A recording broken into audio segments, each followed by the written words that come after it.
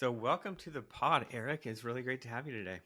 Yeah, it's really good to be here. I've been looking forward to this conversation, Jeff. We've known each other a long time, and Well, always let's great to start catch up. with your founder's journey. And I'm curious in the evolution of the name of the company, the name of the product. Can we start there?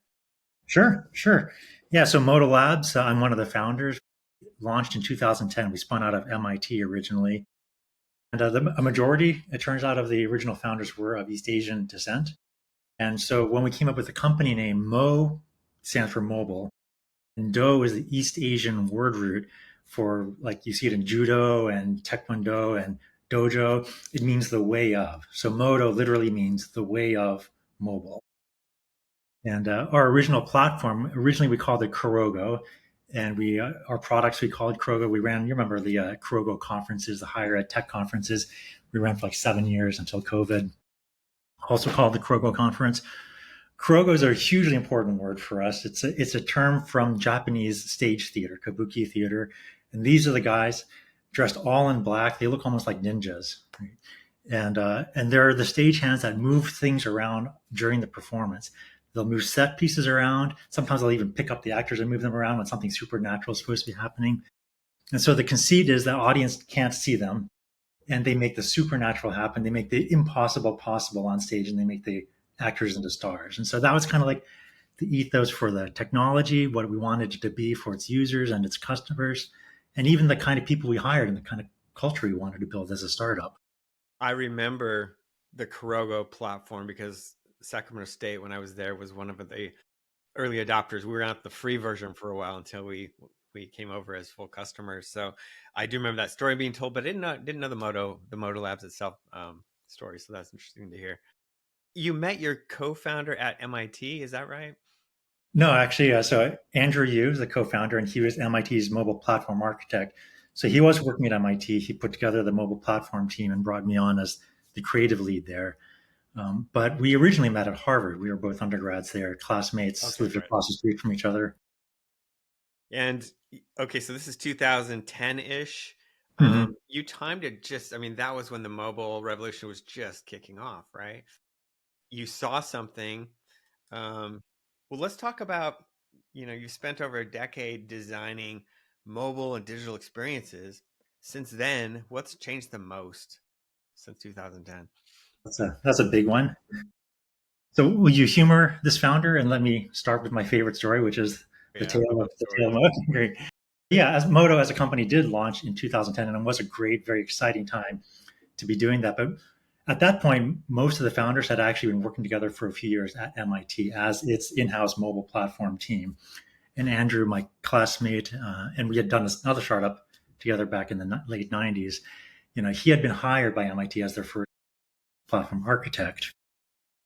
And when he was working there, he had experienced this intense frustration of being at this amazing place, having these incredible new devices in his hand, always on, super personal, having all of MIT's incredible resources available online, but not being able to use the one to access the other. I was like, two great tastes that you can't like actually put in you can't taste together.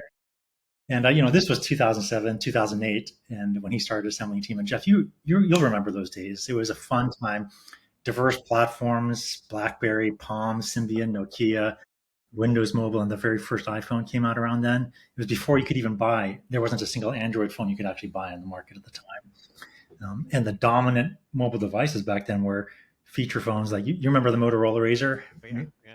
Yeah. And so at that time, even on desktop, MIT's websites were all siloed and disconnected from each other. So if you wanted to say get to your TA's office, you'd have to go to Moodle, then who is that MIT.edu, then where is that MIT.edu, and to the shuttle tracker website run by the facilities team. You have to bounce around between these different websites and literally copy and paste bits of info from one to the next just to like do this one simple thing. And that was I on remember desktop. those days. Everything was its own silo and there was no integrations. Yeah, and you wish that things had gotten better. They've gotten better much more slowly than they should. And that's even on desktop, right? Let alone on mobile. So we were looking at this incredible fragmentation, both the end user device, that whole ecosystem, and backend services. So Andrew and our team, we saw this real need. So we set out our kind of unofficial motto as founders was make mobile awesome for everyone. And so we wanted to make mobile awesome for everyone on all these different devices by taking these mission critical resources and making them not just possible to use on mobile, but like great to use on mobile, make them glanceable and actionable and personal and in a unified experience. So you didn't have to bounce around to many different systems. You could just like go to one place, get what you needed to do life better. And you wouldn't even know or care that you were interacting with maybe a dozen different backend siloed systems. Yeah. I remember using it. It was really user friendly. We loved, I mean, it was cutting edge when we were using it in Sex Days. So, um, Yeah. And, we got tons of interest and won awards and, interest from like people who use the original open source version, like you guys at Sac State. yeah. And so, And sorry, go ahead. no, no, I was just gonna say, I remember your conferences. So these don't happen anymore in higher ed, unless you're the biggest company or you're an Adobe or something where you have customer only conferences. And Moto would fill a conference center with hundreds of their customers, and I would just love going to these conferences because you and Andrew would drop these stats on us on like mobile usage and where it's going and the latest trends. So, um, you know, that was a great, it made us in higher ed feel like, wow, this company's devoted to higher ed. And so I want to ask you a question about, I didn't even know for a while, like you served other industries when I was in higher ed. I'm like, wow, I think higher ed is and was your biggest vertical, but you're big in some other industries too. And you did a great job of really focusing the product on higher ed. But when you have another industry like financial services, what does higher ed like? What can higher ed learn from those other types of industries? That's a great question. And, like you said, our focus for the first several years of the company was we were laser focused on higher ed. And I missed those conferences too. I missed the community that we had there. And we didn't go out, we didn't have some grand strategic plan. We will do higher ed and financial services. Those will be our two business targets. Enterprise actually came to us. And so we had one of the world's largest financial services firms. They were looking for an employee experience app, and they have campuses with multiple buildings and tennis courts and shuttles and dining halls and all that stuff. And they wanted an employee experience app, and most of them, frankly, kind of sucked. And so I said, hey, we hire thousands of people fresh out of school every year. Let's talk to them, these digital natives. What are the digital tools they're growing up with on campus? And let's go get best of breed from that world and bring it into our world. And so they ended up building what became one of the world's first really unified workplace apps on Yeah. Moto. That And opened the I door. love companies that are fully devoted to higher ed. That's great, but the ones that have a few industries can really borrow from those. And I can really see that with um, your different versions of your product for your different industries. It's really impressive. So your background is deep in UX and UI. What do you see as a common mistake that institutions are making when it comes to their digital experience? Good question. Several, we've seen a bunch. I think one of the biggest ones is the idea that you can take a whole bunch of siloed systems, just adapt them or mobilize them in their existing silos, duct tape them together, and think that okay, that's what the end user wants. And it can be better than trying to navigate all these different siloed systems separately. But what you end up with is instead of like a real true single pane of glass, you end up with like a window with many little panes of glass in it. And when you actually start to look through any one pane, you end up linking out into the original system of record. And it becomes certainly better than just all these separate, completely isolated systems. But I think what the user really wants is I just want the information and services I need at the moment I need them. And I don't want to think about I'm bouncing around between these different systems together. They should all like kind of interoperate and work together into something much more unified for the user. And that's been the driving philosophy for us from the design side since the MIT days. You made me think of a couple things we did with your platform when I was in Sacramento, and I want to tell you these stories. I think you'll remember these. So the big thing back then was student registration on your mobile device, right? It was a new thing. I think it was around 2011 or 12 that schools started doing that. I think Sacramento State was the third school to build that, and there were different ways to do it. You had a register a module. There were some other ways. I know that changed, but that was exciting. What we realized in that process was students didn't really want to fill their course shopping cart on their mobile device, but they wanted to have it ready so that when that time came up, they could just hit the button. It was that simple. So we discovered that in Sacramento was really something we showcased at conferences, at your conference and others. And the other one was a free food notification app. In California, there was this big study that came out a couple times in the 2010s that students were food insecure, and they didn't. And basic needs is still a really critical point to a student. So we said, let's build a module within Moto that can notify students who subscribe to say, hey, we had just had a big event in the student union. Come by in the next half hour and get our sandwiches. And we presented this at the conference, and some of the East Coast schools that don't have the problem, they thought it was kind of a novelty. They didn't really understand how critical this was to our students, but it won awards. And so it just made me think of these great things we built with that platform. Are there any other, what are some other creative ways people have used Moto in schools? I remember that, by the way, and I remember you presenting on it, and I remember just being shocked by the statistics of how many of your students experienced homelessness during their 4 years and what a big issue food insecurity was. And so, like, that really kind of crystallized for me, made concrete in a new way some of the design ethos of we're just trying to help people do life better, remove roadblocks that get in the way of student success, and not having a place to eat, not having enough to, not having a place to stay or enough to eat. These are things you don't really think about, right? But we love that you guys use the platform to address a need like that. I would say that particularly, right around COVID and immediately thereafter, mental wellness and emotional wellness and different types of safety became a bigger issue. And we saw some very interesting use cases around that, including at some of the student hackathons, the ideathons that we ran, where people could come ideate on an idea and build it out in our platform over a weekend. A bunch of those were around mental well-being. Yeah, yeah. Um, yeah. And One another other one I favorite saw. one. Did you have any other stories there? Yeah, one other favorite one is University of Houston. One of the first uses of X module, our kind of low-code extensibility platform. Um, Real time, where are the food trucks today on campus? And like a real need, very specific to a big commuter campus, and I loved it. It became very popular. That's a great one. I just thought of one more we did. We saw this, other schools were doing it. We weren't the first. Parking availability. And a Mm-hmm. lot of people had the numbers, like there's this many spots available, but we turned into heat maps. So you could look, hopefully people aren't looking when they're driving, but before they head to campus, they could see red, yellow, or green. They want to hit to the green parking lots. And that was really a big popular module as well. So You guys did bring great back all stuff. the memories of the fun that building on the Moto platform back in those days kept me going for a while till I left to go on the other side of higher ed because it was so fun. So with mobile experiences, they're being shaped by TikTok and Instagram now. I mean, that's just in the last 5+ years. How does that influence how you build for students now? It's an interesting question. I've been thinking a lot about kind of some of the big arcs of change that we've seen in the past 15 years.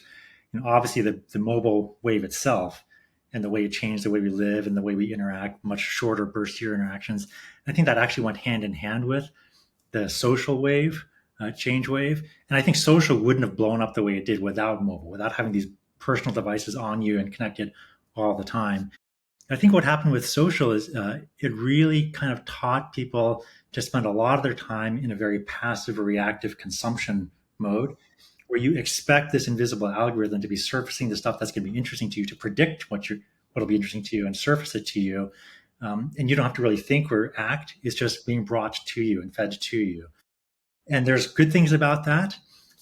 There's a little shake my fist to the sky kind of kids these days side of me that feels like maybe we've gotten a little too passive and a little too consumptive. And But it has definitely made us change our approach to where it's not just apps built on Moto are not just a toolbox where you go in with a need and you look for the right tool and you pull it out and you meet that need. But what can it do to proactively surface this stuff based on what it knows about you, who you are, where you are, and give you what you need in the moment, proactively. So we're getting into personalization now without saying the P word there. Um, I have some stories with this too.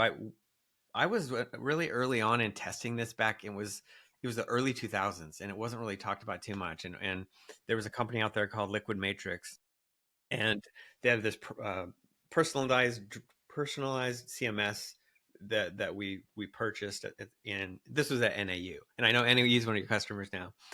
Um, and we thought this is great. If someone comes and they identify as a biology major, we'll have sort of these biology photos, and it'll just be personalized for them, biology messaging. So we started building this, and then launched it. And guess what? The biology department said that's not good content, like those images, and that's not. We need better. Like, okay, you do it. Let's have the biology department do it. It never worked because no one could keep up with the actual content. So getting into personalization, why is it easier now in the modern campus app, and how far can it go? I think there's at least a couple of levels that contribute to it being easier and more feasible today. One is that there's many more systems that are built with that world in mind.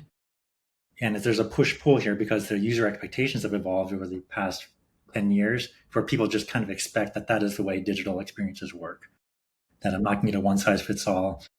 And whether it's based on passively what it knows about me and based on my behaviors over time, and also what I tell the system about myself and express my own desires, it's got to respond to both, and the system's got to be able to take in both and craft uh, an experience for me based on that.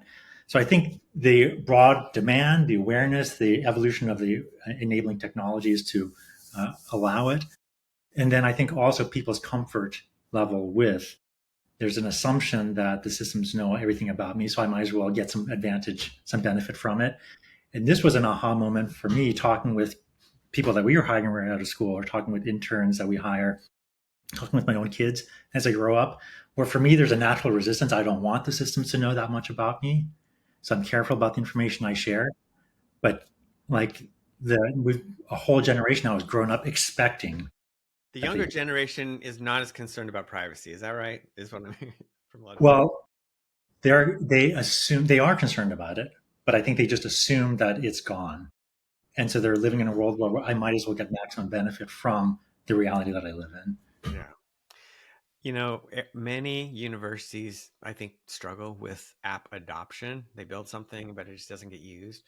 What are the keys to making a mobile app truly indispensable? Well, I mean, I think first of all, it's got to provide some real value, right? It's got to provide some things that people want. And so there's one interesting use case. University of Arkansas Pulaski recently rolled out a pilot version of our AI chatbot. Very simple use case, very simple early version of the technology. Within a week, they had 94.5% adoption, I think. Within a few weeks, the overall use of the app had gone up 235%, something like that. You can read, there's actually an article about it in the AWS public sector blog.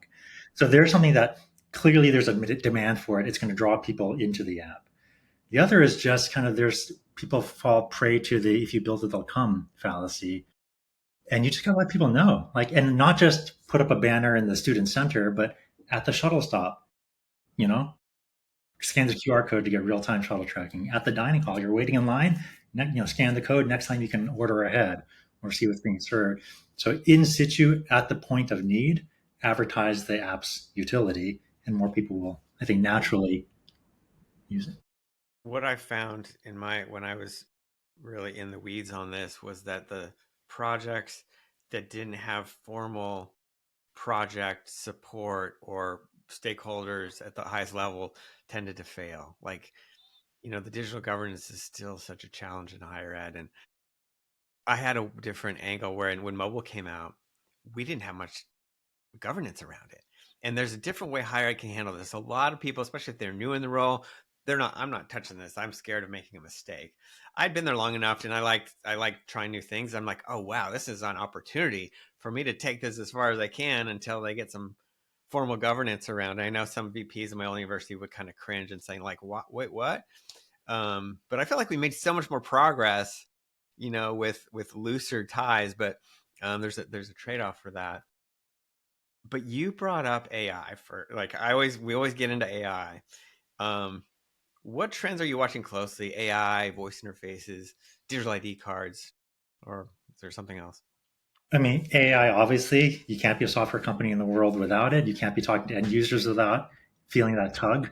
And so, like I said, we've got a first release of an AI knowledge agent, which aggregates content from a bunch of different types of sources and natural language interaction. And that's been fascinating to watch, not just because of the enabling technology. I mean, everyone who's watching is just kind of dizzied by how fast that's evolving, right? But also, it's another change wave of end user expectation and interaction pattern. We've gone from like the toolbox to the feed, and now I think it's the conversation. I think part of what people are so excited about or taken with AI is the natural language part, that I can interact with the device through voice or through written word in a way that feels more conversational. Um, and so I think we're going to see in the coming year, in a couple of years, another real sea change in the way people expect to interact with technology.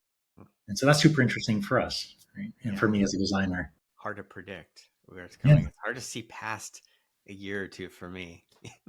Yeah. Well, I mean, even in the here and now, and kind of like trying to draw a vector extrapolating from where we are right now, um, is what's exciting to me in my role at Moto is that it plays to a bunch of our historic strengths in aggregating content and services and making it available in this unified experience. But the nature of the way you interact with that experience is going to change.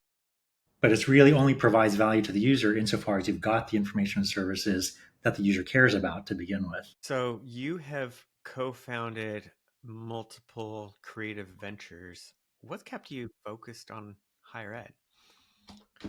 Well, I didn't plan to go into higher ed. When Andrew hired me to be the creative lead at the MIT project, I did it because we were friends. We had done startups together before.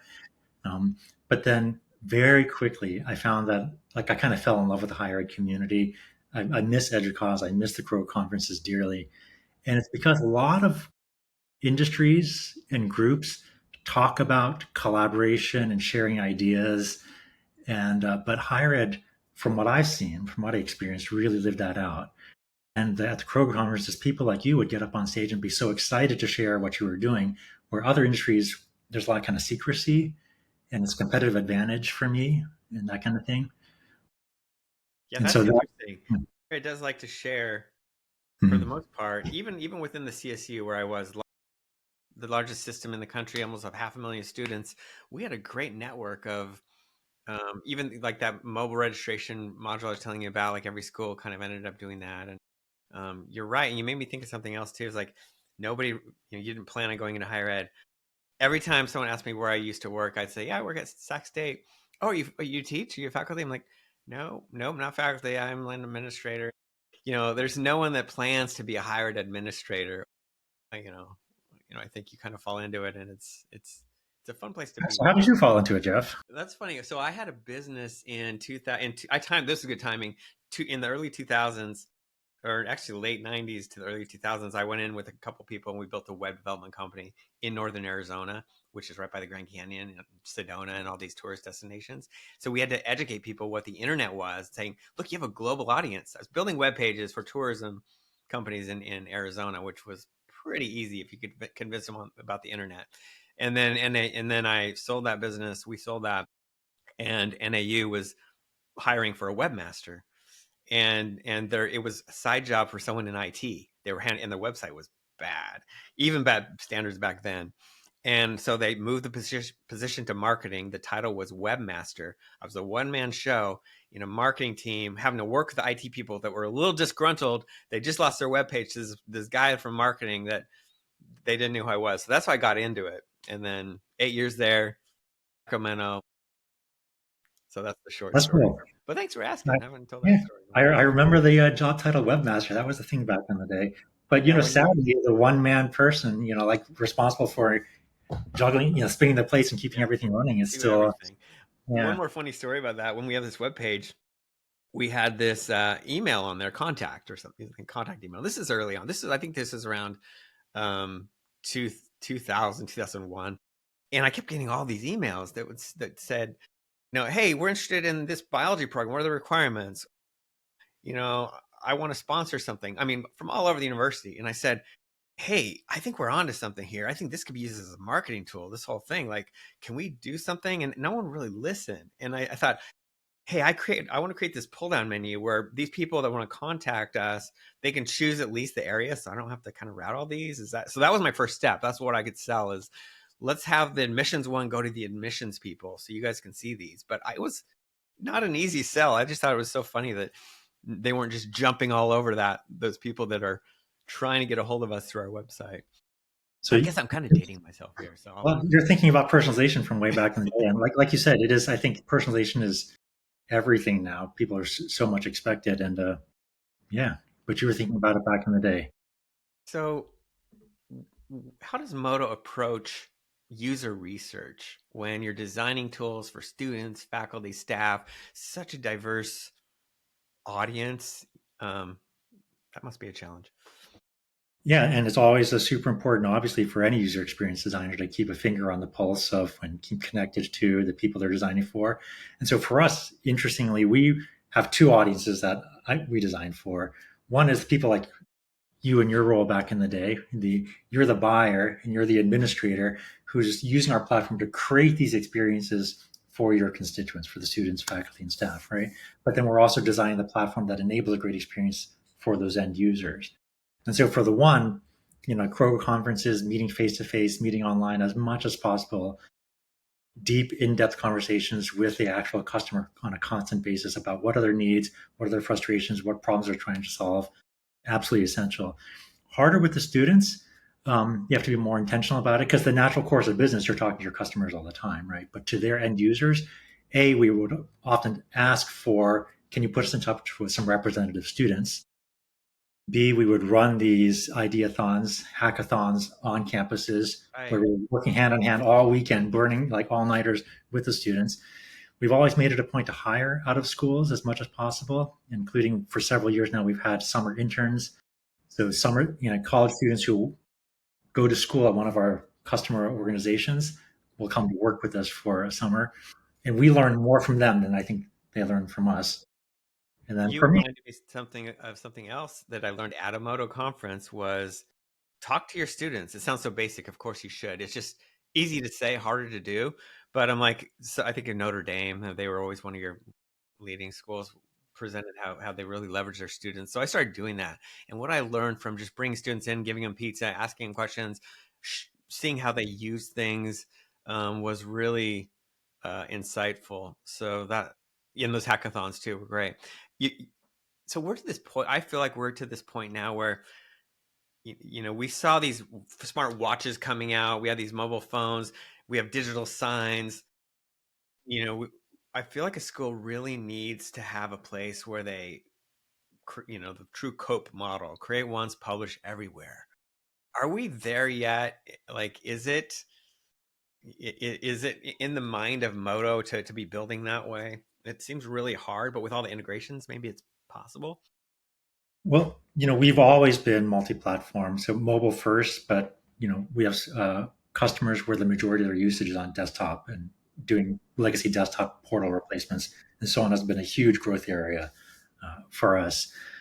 Beyond that, so architecturally, philosophically, at its core, our platform is very good at doing adapting on the server side for different types of end user endpoints, displays, and interaction models. We have done a little bit of work with kiosks and digital signage. We have a major financial services firm that's rolled out interactive kiosks using our technology. It remains a minority use case for us, honestly. Did you guys ever have a digital kiosks? Some of our, like Fitchburg State, Notre Dame, they had digital signage powered by Moda. We Some, did not. When I left, we did not. So I don't okay. know. I know they're still a big customer of your Sacramento State, Yeah. but yeah, Yeah. sure.